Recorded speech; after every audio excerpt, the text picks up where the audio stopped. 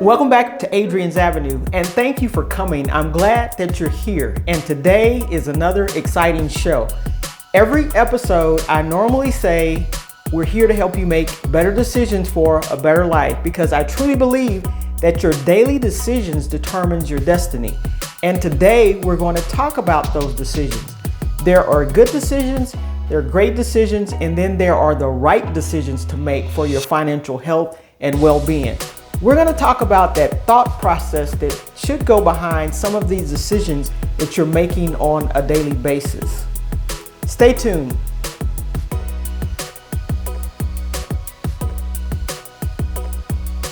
For the most part, we're constantly making decisions all day long. Some of them without even thinking about. It's just on instinct that we kind of just go in that direction and do that thing.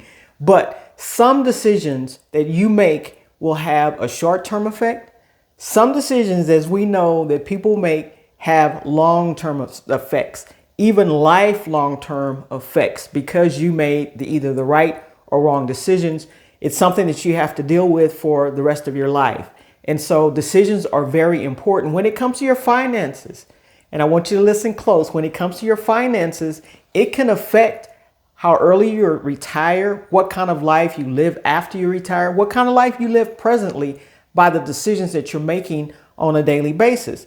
And I heard John Maxwell many years ago talk about a decision that he made that would keep him in line the rest of his life.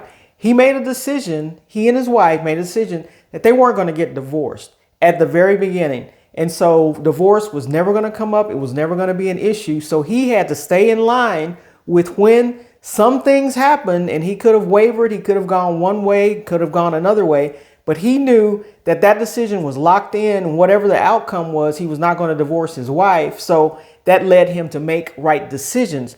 What I am saying, that if you have made the decision that I'm going to have a bright future, that I'm going to have a successful future, that I'm going to leave an inheritance to my children's children, that I'm going to do the right thing by my money. Once you make that decision, lock it in place, and then let your daily habits, your daily decisions, what you decide, your daily choices, make sure it's always in line with what you said that you were going to do. And we're going to talk about 5 questions that you need to kind of ask yourself and settle it within yourself, that this is what I'm going to do. Not only for finances, you can use these questions for other areas in your life. They're crucial. Get a pen and paper and let's get started on this.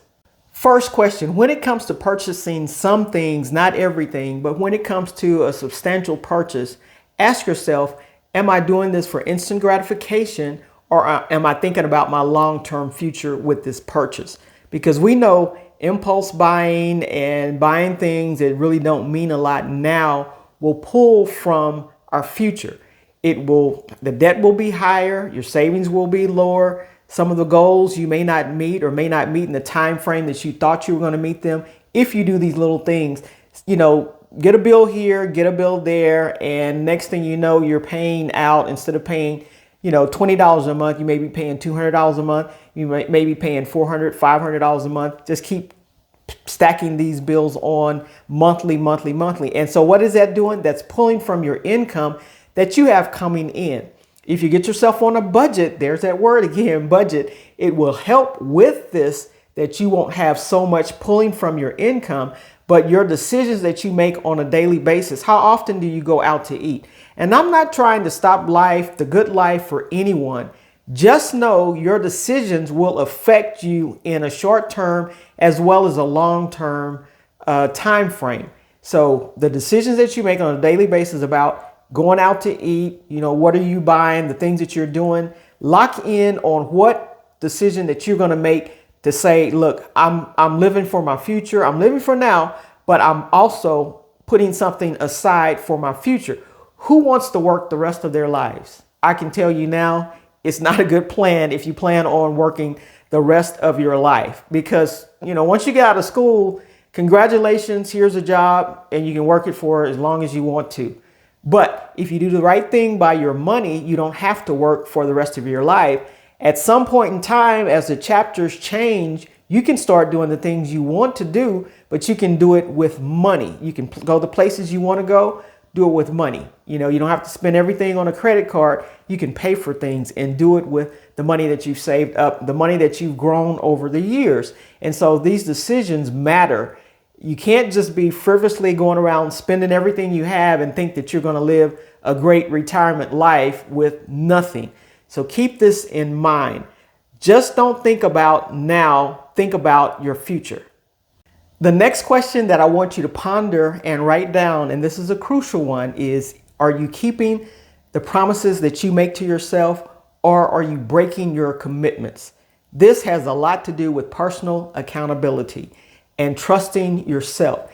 If you make a promise to yourself, when you say, I'm going to get out of debt by 2 years, going to get out of debt in 6 months, going to get out of debt by month 12 in December, you make a promise to yourself, and only you can either break or keep that promise. You don't have to tell anybody. It's just between you and yourself. And that's the danger in it, because if you make a promise to yourself and really don't tell anybody, nobody's there to hold you accountable but yourself.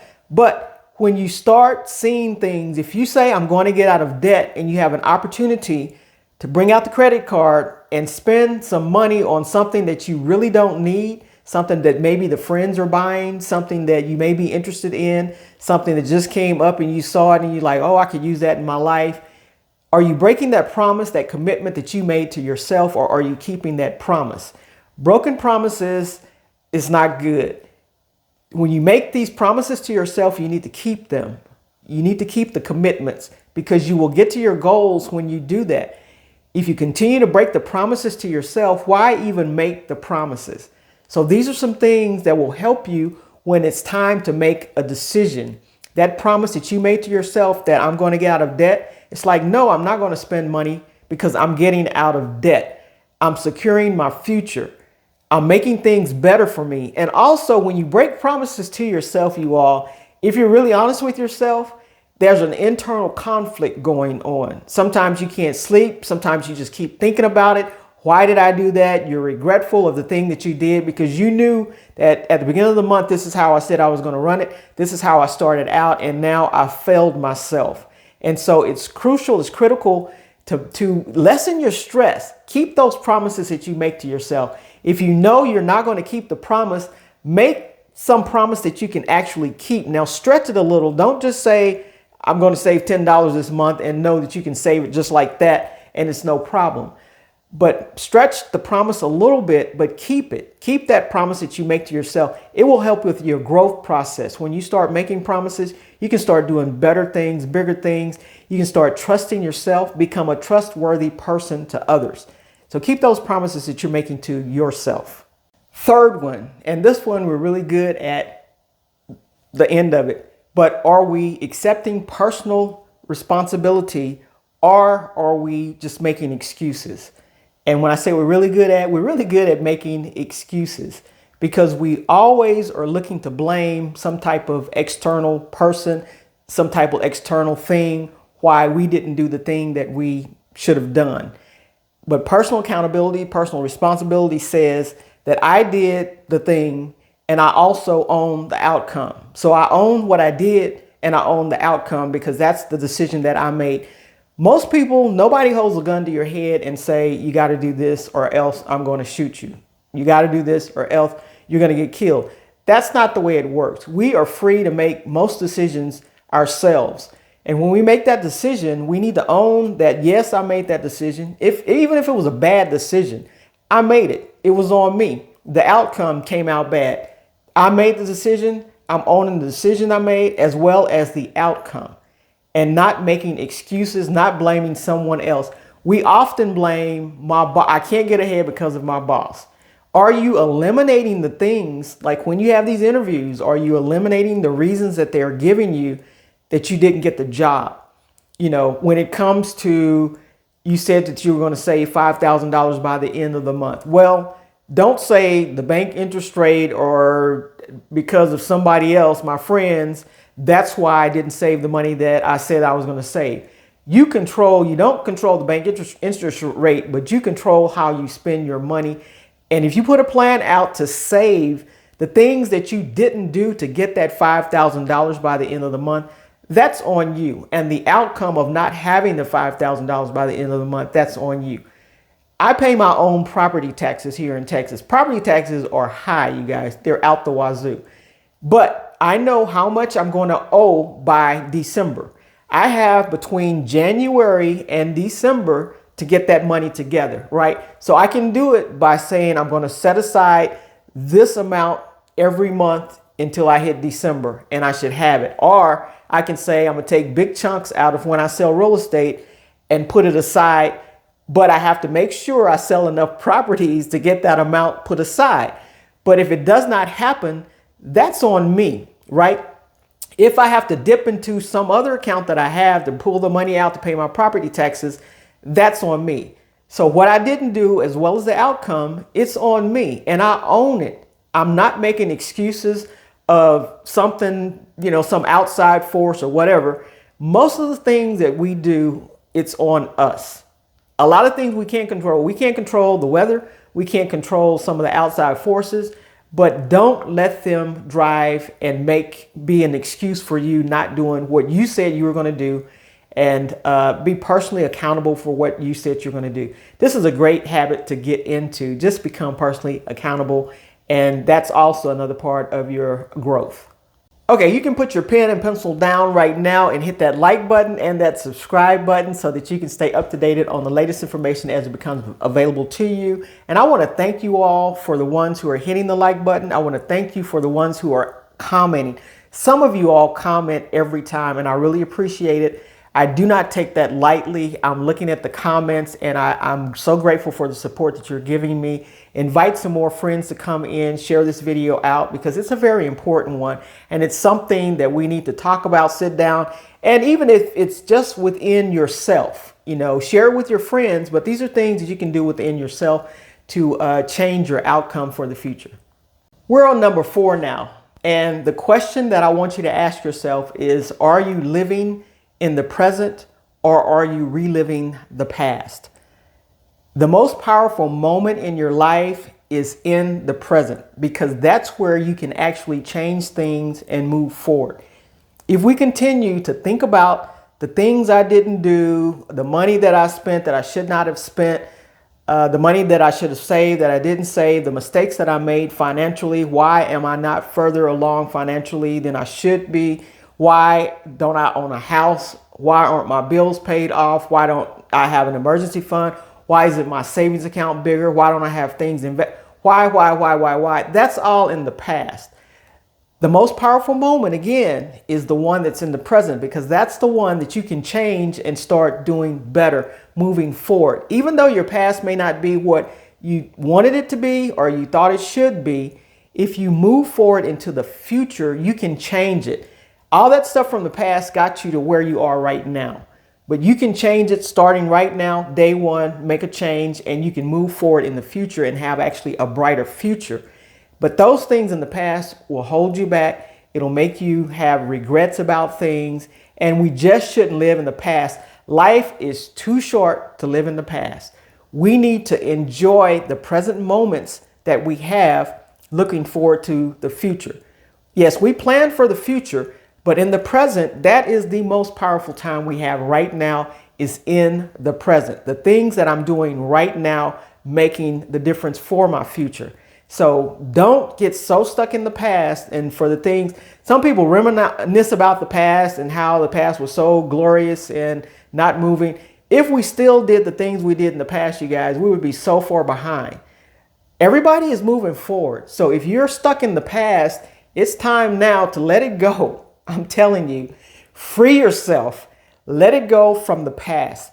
The past is not defining who you are. That's what happened to you. That's not who you are. You're better than some of the stuff that you did in the past. Move forward to the future. Change the things you need to change and move forward. Number 5, the final question that I want you to ask yourself when you're making these financial decisions or life decisions. I want you to ask yourself, do you truly believe that you control your destiny, your future? Do you really believe that? When I am helping people with their finances, that's the one point that we can't move forward until you believe. I'm not convincing you of that.